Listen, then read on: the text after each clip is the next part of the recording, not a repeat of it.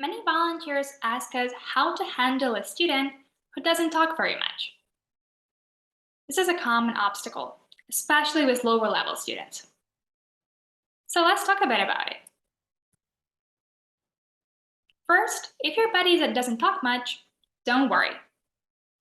When it comes to dealing with shy students, understanding the root of the issue is a good way to start. Chances are you're not doing anything wrong, but your buddy just has trouble overcoming the language barrier or feels uncomfortable and afraid of making mistakes with a native speaker. Or your buddy might be an introvert and feel a bit uneasy talking to a stranger. But ideally, we do want to avoid those awkward silences because they can decrease a student's motivation. Every time there is a silence the student doesn't know how to fill, it leaves a little mark, a little scratch on students' motivation and self-esteem. And if it happens too often, the students start to have deeper motivation issues. So one key tip is to prepare your discussion topics, questions, activities in advance. Prepare more than you think you need. If your student gives one-sentence replies to every question or comment, and you get through your activities in half the time, you want to have a backup plan. And if you don't get through everything, that's fine. You can shift the extra activities to the next session. When you're preparing activities, think about sequencing them in a logical order. This will help smooth transitions and ensure the student doesn't feel lost at any point and understand what came from where and why they're doing each task. You also should be mindful of controlling the level of vocabulary that you use to communicate with your students. If your student doesn't understand your comments or questions, they can't respond and would often just stay silent, feeling bad they misunderstood. It's important to understand that an ESL student's vocabulary is not the same as little kids' vocabulary. A 4-year-old native English speaker will likely understand more complex grammatical structures than a high school student who is just starting to learn English.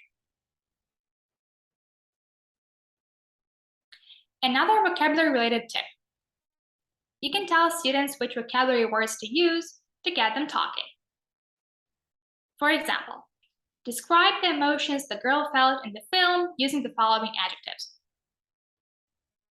You can prepare a written list of keywords for students to refer to as they speak. Another efficient way is to pre-teach the topic-related vocabulary at the beginning of the session, so learners feel more confident further on in the session.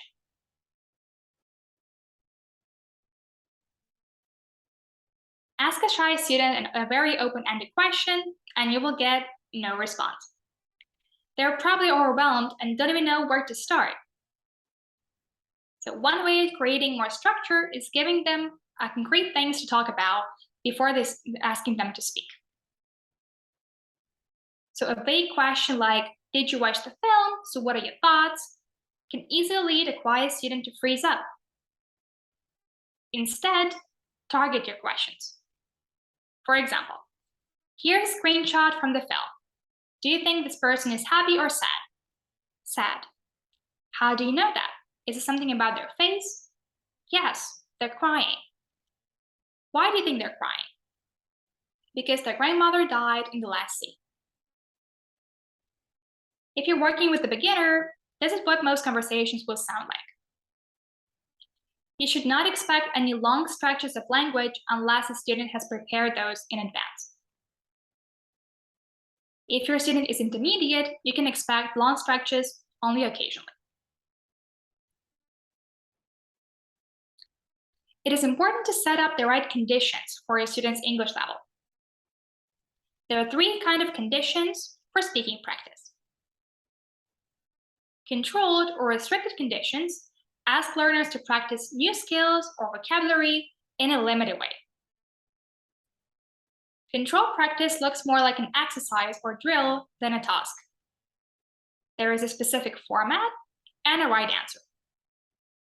For example, they're filling in the blanks, practicing a specific grammatical structure, etc. Freer conditions. This is a task that provides the students some guidance on what to discuss. For example, ask the school representative what courses they offer and how much they cost. And the totally free conditions are just a conversation on a specific topic. So, for example, talk with your friend about how you spend your summer. Generally, controlled conditions are best for beginners, freer conditions are best for intermediate students, and free conditions are best for advanced students. But of course, a student who is shy may need more restricted conditions than their English level would suggest until they become comfortable and feel safe to talk.